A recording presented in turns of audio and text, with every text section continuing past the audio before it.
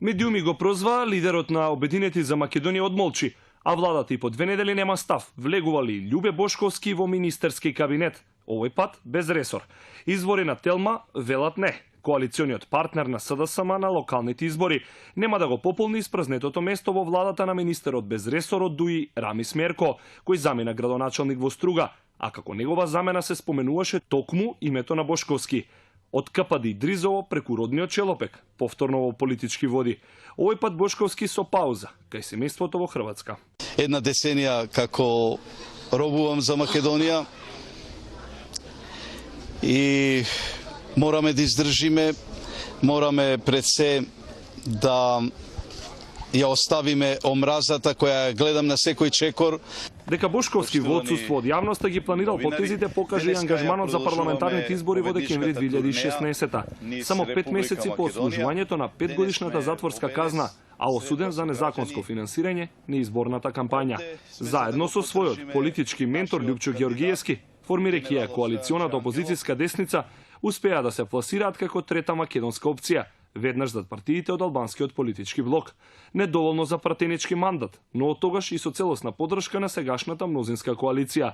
Во издружен состав ги стрча локалните избори, без кандидати за градоначалници, туку со предлог советници. Лидерот на Обединети за Македонија, по турбулентниот изборен период, за кусо време пак ќе се пресели од политичката на судската сцена. Според обвинението, кое специјалното јавно обвинителство го поднесе во кривичниот суд, Бошковски бил нем сведок, додека првиот човек на тајната полиција брутално го апсел и медиумски се изживувал со тогаш нивни политички противник. Случајот доби назив тортура, а меѓу првите опозицијски аудиобомби беше разговорот од кој специјалното јавно обвинителство покрана предистрежна постапка, отвори случај и предаде предмет до Скопска единица. Лежеше таму едно пола саат на стомак врзан на влицици, дојдаа новинари и ги испосликаа, го направија, он вришкал, Сашо Мијалков ме намести, солзи тешел. И вика, како ми го начука Сашо Мијалков, а врзан со лисици од позади, као Шлоткан. Обвинителите на СЈО побараа овој и уште 6 разговори да бидат докази во постапката. Кривичен совет ги отфрли, а сега чекаа трет апелацијскиот суд да ја разгледа жалбата на СЈО, за да може да се заокружи обвинението, а случајот да добие судија и термин.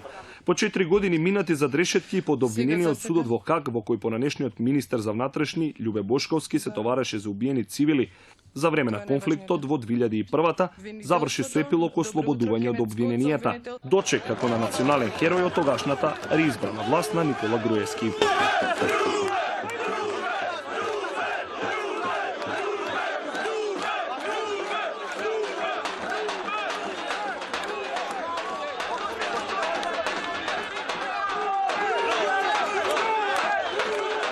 Но по само половина година Бошковски формира собствена партија и почнува да го поврзува Сашо Мијалков со корупција и криминал.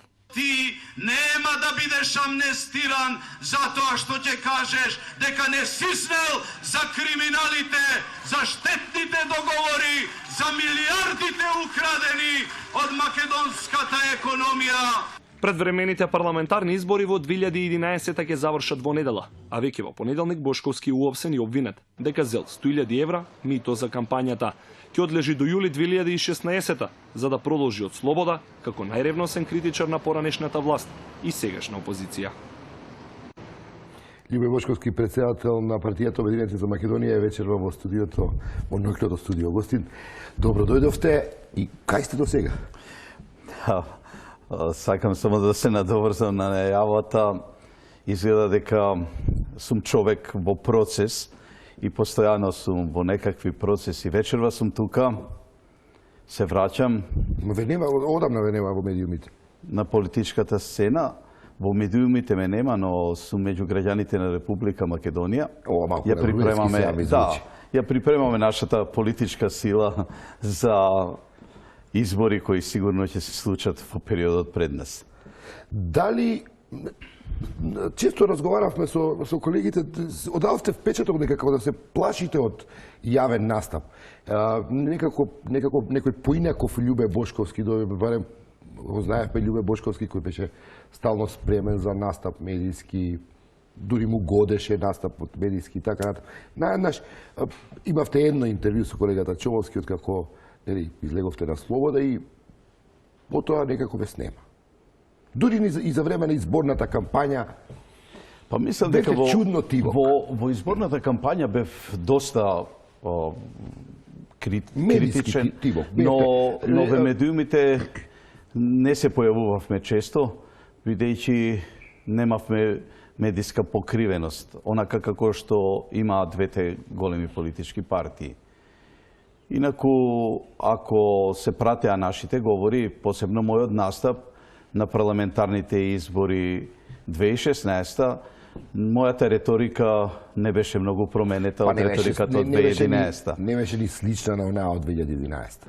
Па сега веќе одлучивме со мојот тим, со моите советници, да ја промениме малку реториката и мислам дека со новата реторика ќе добиеме повеќе поени на тие избори и ќе добиеме повеќе гласови на тие парламентарни избори. Дали Натали Ицева во 2011 беше еден од советниците за така жестока реторика во однос на власта? Не, немав специјални советници, ме советуваше мојата совест и нивната нечиста совест. По жестината е сега нивната нечиста совест беше главниот мотив и она што очигледно секој можеше, секој граѓанин во Република Македонија да го види во тој период, посебно од 2009 до 2011 година, кога јас после 19 години активно членство во ВМРО ДПМН ја напуштив таа политичка партија, но не ја напуштив идеологијата, таа во мене, тоа е мојот код, тоа е мојот живот во мровската идеологија.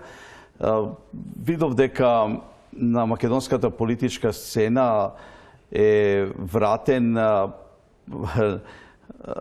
би рекол, неосталинизмот, дека на македонската политичка сцена се вратени методите на едни мрачни времења за кои историјата доста има напишано. Во ова неоинформирашко време, така да кажам, беше потребно некој да ја зборува вистината. И таа вистина во тој период оценив дека како човек кој произлегол од таа политичка партија, од таа политичка сила, дека сум најкомпетентен да ја кажам вистината. Па шармиравте добар дел од гласачкото тело, а потоа го збунивте со извинувањата кои следеа од како се случи апсењето. Па мислам низ овие процесите, како што кажав на почетокот, како човек од процес, ќе се разјаснат методите и начинот на тортурата која се извршуваше, не само она што можеа камерите да го видат, она што не можеше никој да го види, посебно во истражниот затвор Идрисово. Што би се случуваше? Може да споделите нешто од епизоди од таа тортура? Па, например, најмонструозното, за што најмалку сакам да зборувам, е присилувањето да пијам, да конзумирам таблети за смирување, кои ги надминуваат сите препораки на лекарските тимови, за да на крајот, а тоа се случуваше во присуство на службениците, на затворските службеници, каде што мора пред нив да ги пијам тие таблети, од кои се создава зависност и во наредниот период преминав на секојдневни инекции кои мојот... Тоа лекар ги препиша? Па најверојатно лекара, колку е тоа во тој период, она што мене ми се случуваше е забележано некаде во затворските книги, тоа не верувам дека е запишано. Да преведам, бе дрогира? Не е со класични методи на дрогирање, но со лекарства, со седативи, кои ги надминуваат на оние нормалните дози. Така да јас во целиот процес, во така наречениот процес кампања, политички процес, јас бев само физички присутен. Ако вие ги вратите снимките од судењето, ќе видите дека тамо е некој друг љубе. А извинувањата не беа мои извинувања, јас никаде не се извинив, но секојдневно ми доаѓа, ја продолжува тортурата на начин што секојдневно добивав пресуди. Например, има една пресуда која е правосилна за мајката на Груевски, за која јас сум кажал во едно мое прашање на пресконференција дали за апартманот во Прага, кој гласи на Надежда Груева, истата Надежда Груева, досудија мислам негде сума од 70 или 80.000 евра казна. Потоа за тоа моја позната реченица во која ги оквалификував овие 5 членови од врвот на политичката партија ВМРО ДПМН, која ја злоупотребија, ги нареков банда криминална, затоа добив, мислам, 30.000 евра казна. И во таква една ситуација, мојот адвокатски тим одлучил да напише извинување. За да ја олестите на сопругата? За да не останам без ништо, кога веќе ја немам слободата, барем да можат моите да живеат во мојот дом и да го користат мојот имот. Ке ги расчистите ли тие трауми, вклучително и оваа тортура за која зборувате, бидејќи начинот на кој го кажувате ово, очигледно се вршила тортура и во истражниот затвор? Па правно, дали ќе го мислам дека е многу тешко. Јас разговарав со специјалното јавно обвинителство за овој феномен. Јас сум Љубе Бошковски и познат сум во јавноста, но станува збор за стотици, десетици, стотици затвореници кои ја поминуваат оваа тортура во затворот Идризово, кои се безимени, за кои никој не знае. Тоа е, навистина е потребно да се извршат конечно тие реформи во затворскиот систем и односот кон притворените, обвинетите лица да биде човечен. Господине Бошковски, може ли да расчистиме што се случи со кампања? Примивте ли вие 100.000 евра незаконски во кеш за да ја финансирате вашата кампања? Не.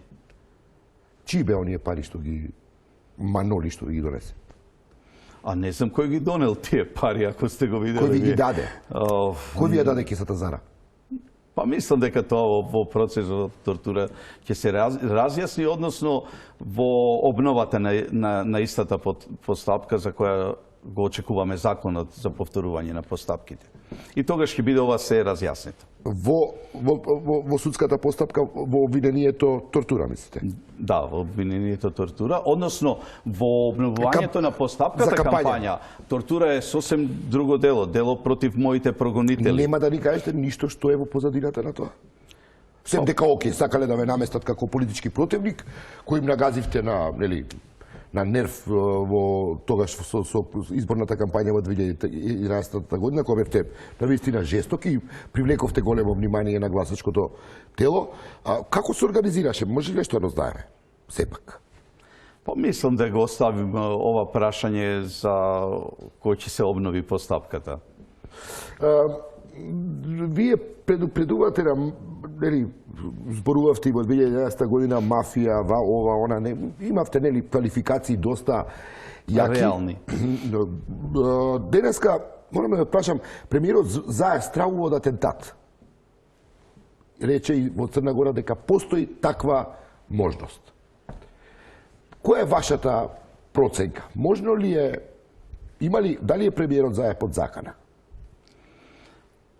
Па, тешко е да се одговори на ова прашање.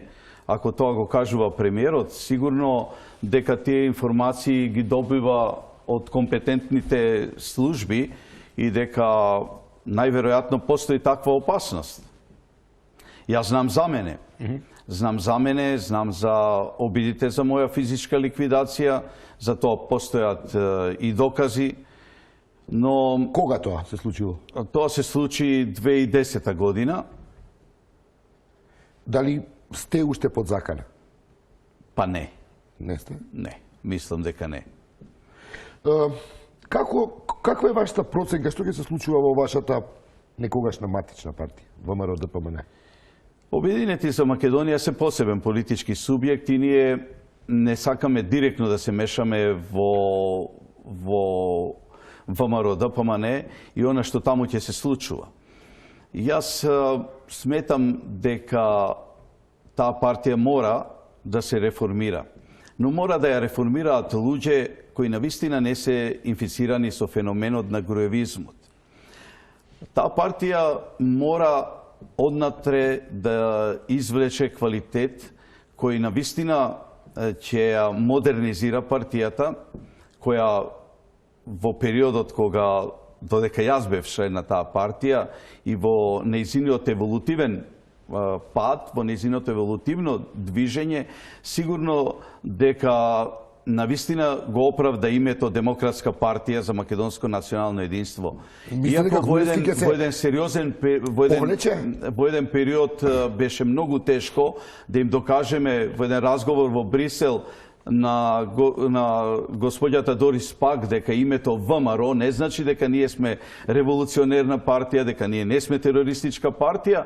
За жал, после толку години од нашето макотрпно докажување дека ние сме модерна европска демохристијанска партија, народна, со сосем поинаква профилација од онаа која сака да ни се прикачи, господинот Груевски и неговата дружба токму ја вратија на некои основи, тероризирајќи го сопствениот народ, тероризирајќи го членството на ВМРО, инсталирајќи диктатура во македонската држава.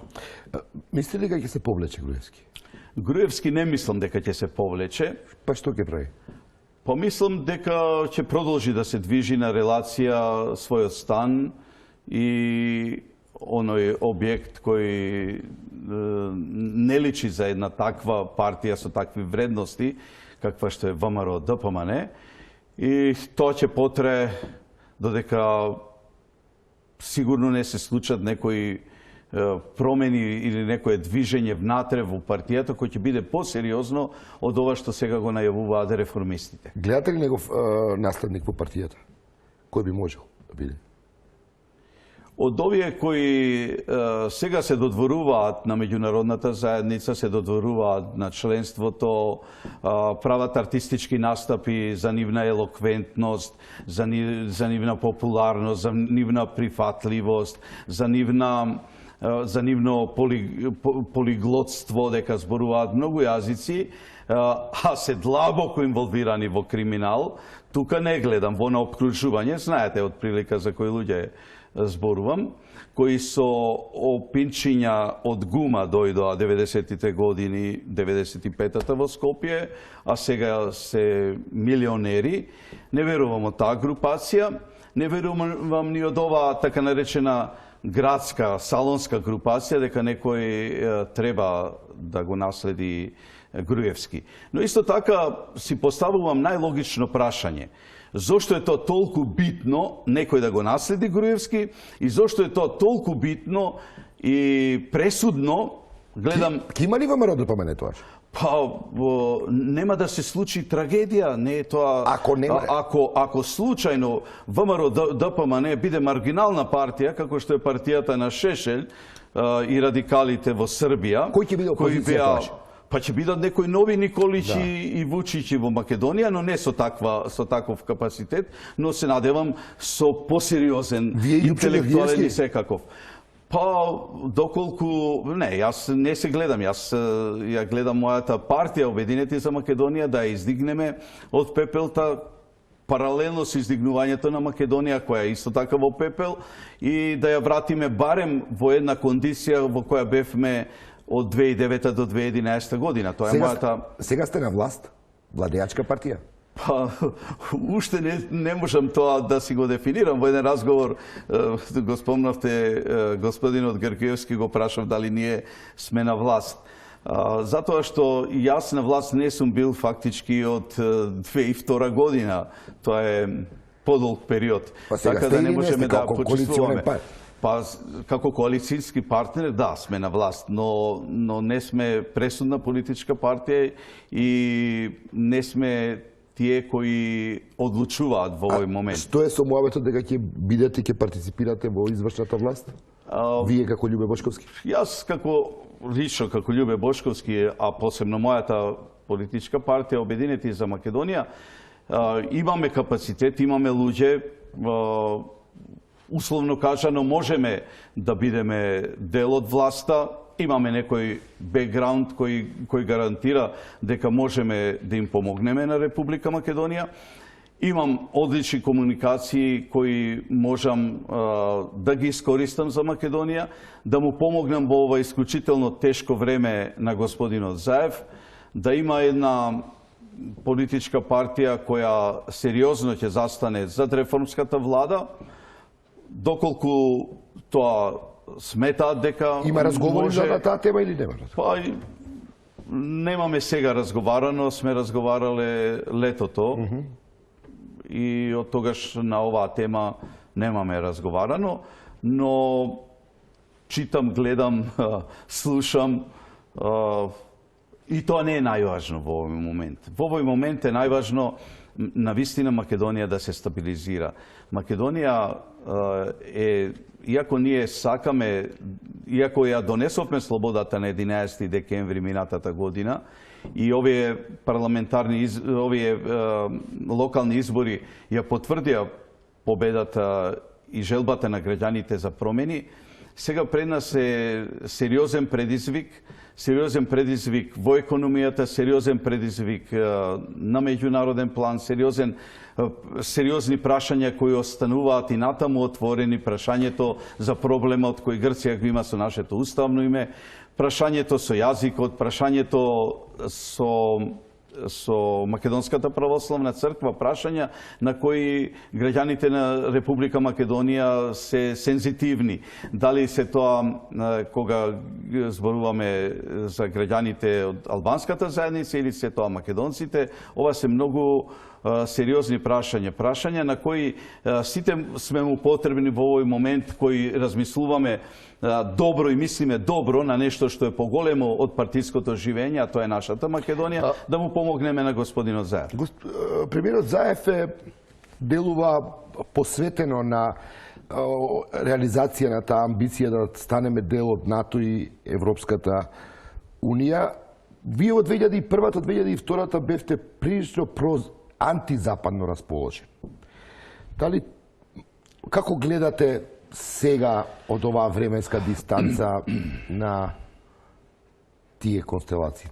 Видите, вие многу добро ме знаете лично како Боријан Јовановски и како мој сосед, граѓаните, политичарите кои разговарале со мене надвор од вака формални разговори и интервјуа, на кој вечер има мала трема, не знам зашто во Телма баш имам трема, но ми се случува.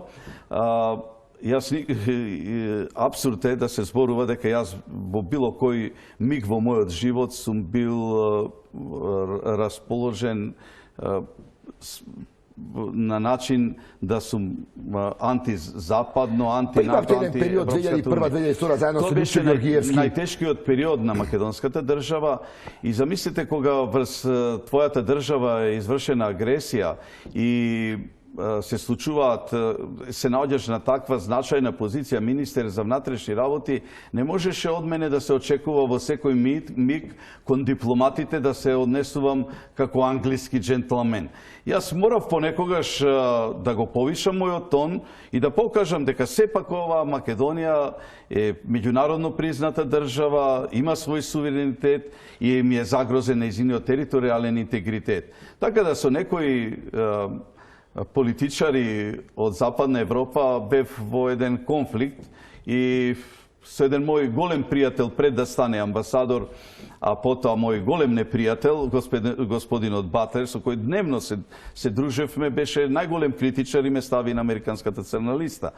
Значи, тоа беше таков период, но гледано од тоа време, денес сигурно како созреан политичар, кој зреев по разните што меѓународни, што домашни затвори, зандани, сега мислам дека сум доволно свесен, доволно стрплив, да не го направам тој гест кој го направив во 2001 година.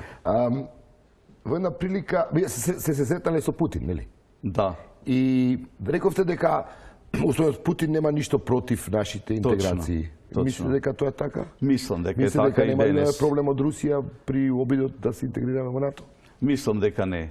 Дека не сме ние во толку во нејзината интересна сфера. Околу Геостратешки. прашањето со името кое стои на патот кон овие интеграции. Може она снимка што ја видовме каде што разговарате, со Маноли ли разговарате таму? Не знам со кого разговарат. Тој сведокот, нели? Да, тој е заштитен сведок, иако и гласот му го знае 90% од македонската Па да, го јавност, знаем. но такви се процедурите, за тоа се одговарало, нели?